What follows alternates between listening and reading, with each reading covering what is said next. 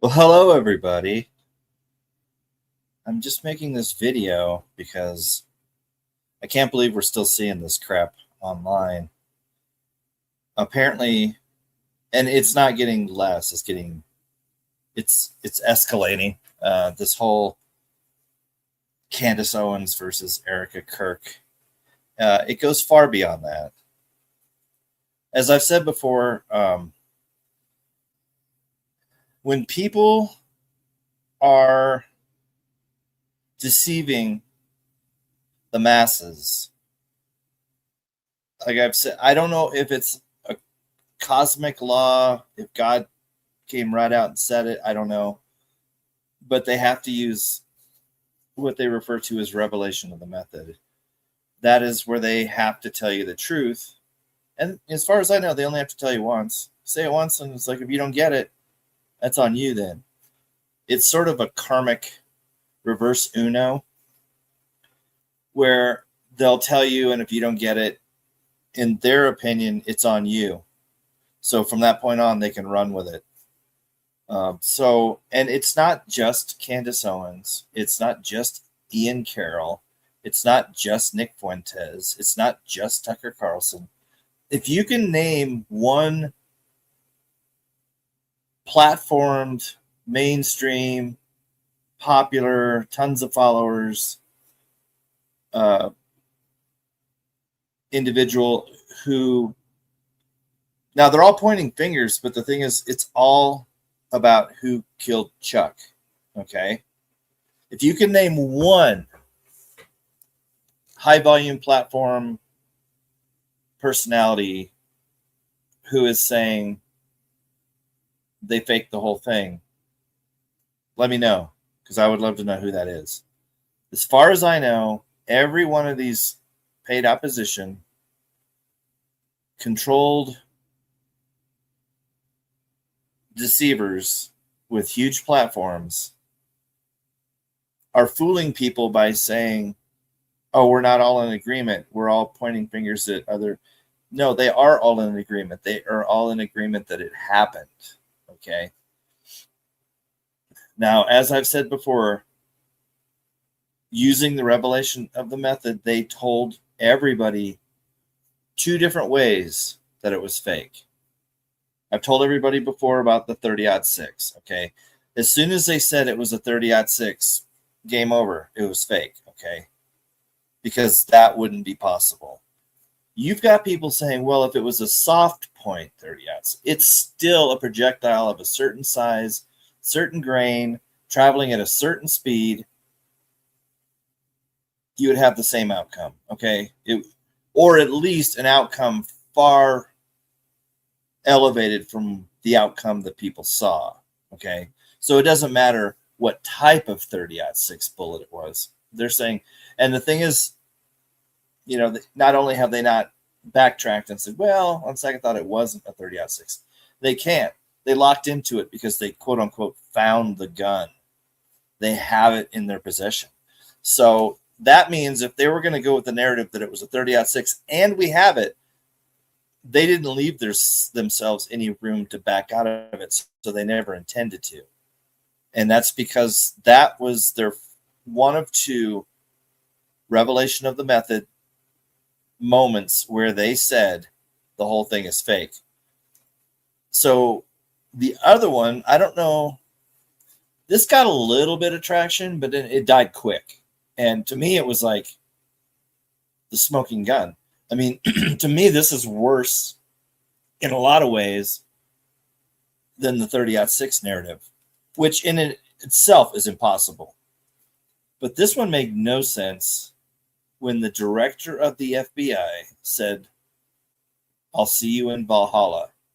Okay, let's break that down. You have a dot Indian who's probably Hindu. If not, he was raised in a Hindu environment. Okay. Valhalla has nothing to do with Hindu. Speaking to a deceased, allegedly, self-proclaimed Christian. Okay, so now you've got a Hindu and a Christian. Again, no Valhalla. with either one of those. So you have a Hindu telling a Christian that I'll see you in Valhalla. Okay, that's a pagan religion. Hindu, Christian, pagan. So you're coming at this thing from 3 different angles. Turns out Valhalla is a code for witness protection. So it makes no sense to say for a dot Indian to tell a white Christian, I'll see you in Valhalla. That, like, they're not in the same realm as, you know, the Vikings and the Nordics and these northern religions from back in the day that believed in Valhalla. There's no connection unless you're referring to the witness protection. Then if the director of the FBI tells the alleged victim, I'll see you in Valhalla, it makes a lot of sense. It's also the truth drop. It's also the revelation of the method. So when you take the 30-06 narrative, which is absolutely absurd, and then you take the Valhalla, which is absolutely absurd, why would they say either of those things? Because they have to tell you that you're watching basically a movie. Now, it doesn't matter if you're on Team Erica, which I don't think anybody in their right mind would be, or Team Candace. You're still being drug into this. And you can always, another tell is when the media itself keeps escalating something. We saw it during COVID. They just wouldn't shut up about it. And even if the people were like, okay, fine, there's a virus out there, people are getting the flu, the sniffles, cool. It'll pass. It does every year when people get the sniffles. They wouldn't let up on it. They just pounded it and drilled it until that was, like I've said before, I walked by a TV somewhere during that time and the Weather Channel was on and they were talking about COVID. It's like, why are you talking about COVID on the Weather Channel?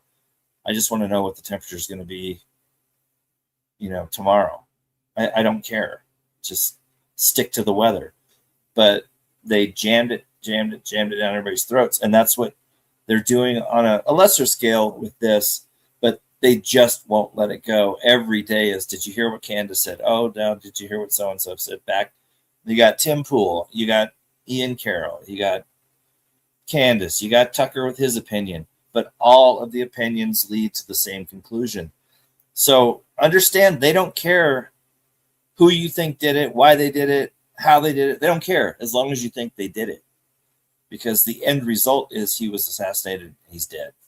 So as long as that is where your beliefs lie, they're fine with it. They don't care. You can think, like I said, Daffy Duck did it. Like, they could have come out and said the official story was that, and they might as well have, because there's not that much difference, to be honest with you, that Tyler Robinson shot Charlie Kirk with a bazooka, and they found the bazooka. That's like one level above the 30-06 narrative, okay? So just understand, if they had come out and said, yeah, it was a bazooka, and then people argued about, well, who did it? It's like, whoa, what are you talking about? Who did it? They said it was a bazooka, okay? Clearly it wasn't a bazooka. So, like, stop right there. But they don't. They keep going. I don't know if people are just literally retarded or if people, like the average people or the people on X or wherever all this, like, infighting and this he said, she said, and pointing my finger at you, where this is mostly going down and the people that are apparently engaging in the drama, it may not even be real. The average person may, like, have washed their hands of this whole thing months ago. It could be artificially, like, this. Well, first of all, we know that, like, the Nick Fuentes and Erica Kirk and Candace Owens and Ian Carroll and Tim Pool and Tucker Carlson, all these people that are, you know, they're taking sides. Like, I'm with Candace, and then you got, like, people that are, like, taking Erica Kirk's side. You got people taking They're all taking sides. This is your classic divide and conquer tactic. They're just keeping everybody divided and distracted over what they've told you right at the very, very beginning was fake. As I've said in other videos, if something really happens, like if you got up right now, took the trash out of your kitchen, tied it up, walked out to the curb, put it in the garbage can, put the lid back on, and walked back in the house, and then teams of investigators looked into it, that's all they would conclude, was that you got up, went outside with your trash, put it in the trash can, and went back inside. You would have no anomalies because that's what happened. Okay, when you have an event like this and there's literally hundreds of anomalies, things that don't make sense, things that don't add up, things that don't look right, waxy looking mannequin hands in a casket, just the fake tears, the always dabbing at your cheek with a napkin, the 30-06, the way people at the event reacted at the moment everything allegedly transpired. None of that would exist if it happened. It would just be this. You know, it would be like beginning, middle, end, and it would be all nice and tidy. But instead, you get thousands of people. Now they're doing, what are they doing now? They got a new one. Because remember, there was the exploding microphone. There was the necklace killed him. This did it. He was shot from behind. No, he was shot from the front. No, it was the back. Cameras, none of the footage. Like there was one high-def camera that was to Chuck's front left that was like 10 feet from him that was like just showing him. That footage was never shown. Why? That's the greatest view of what went down. You'll never see it. So it's all just to keep people. I just heard one yesterday where they were saying, oh, there were hands. Oh, no, he was electrocuted by the microphone. The microphone killed him. That's the newest one. I'm not kidding you. And when the guy was explaining it, he kind of drug it out. I guess he had, for whatever reason, I guess he wanted more clicks or something. So he didn't just come out and say it. It took like an hour to get to it was the microphone. He was electrocuted. That's now his theory. But that doesn't explain the blood that we saw briefly and then disappeared. So if he was electrocuted by the microphone, what's the blood? What's the gunshot sound? Well, he was saying that the mic on his shirt may have been I'm not kidding. When I say this, I'm not making this up. This is what he said. The microphone on the shirt may have been a speaker that broadcast a loud bang. Okay, so that microphone on his shirt was like 2 inches by 2 inches. Could you imagine the speaker power required to make something that small sound like a gunshot in a public area? I mean, the lengths these people are going through when they told you at the very beginning it was fake.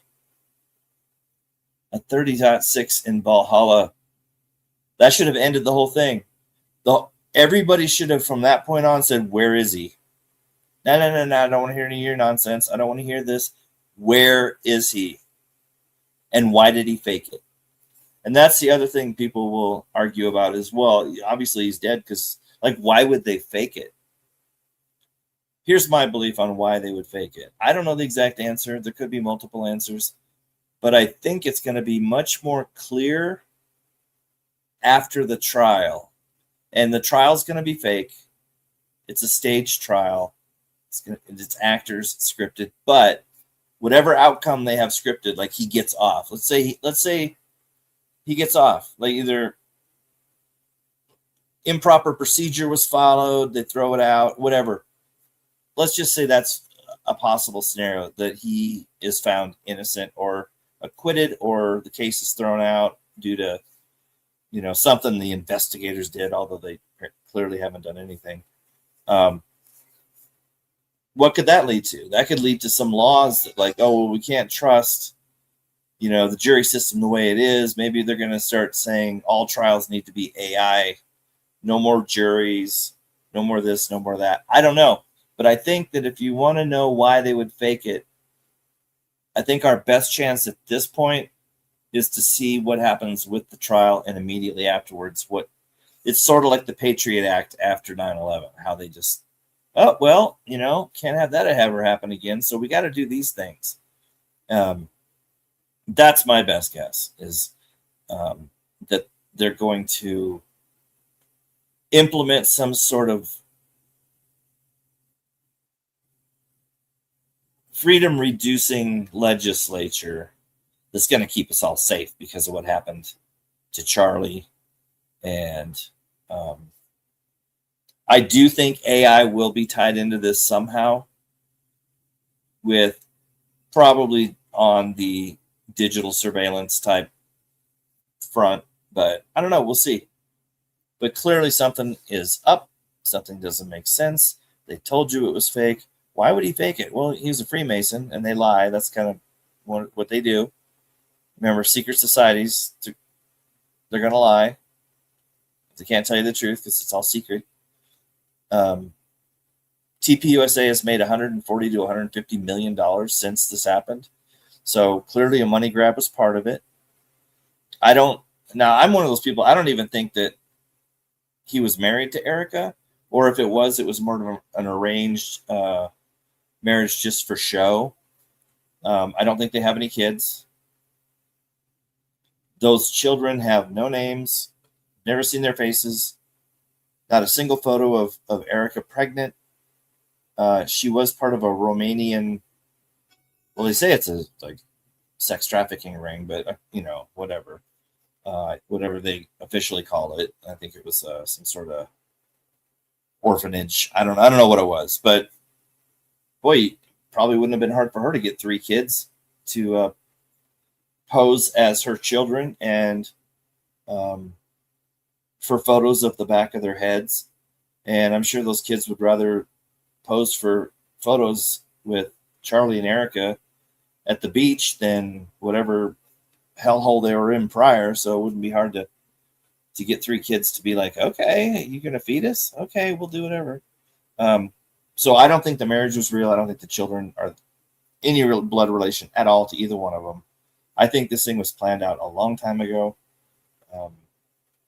Her ties to Trump are insane, and they go back years.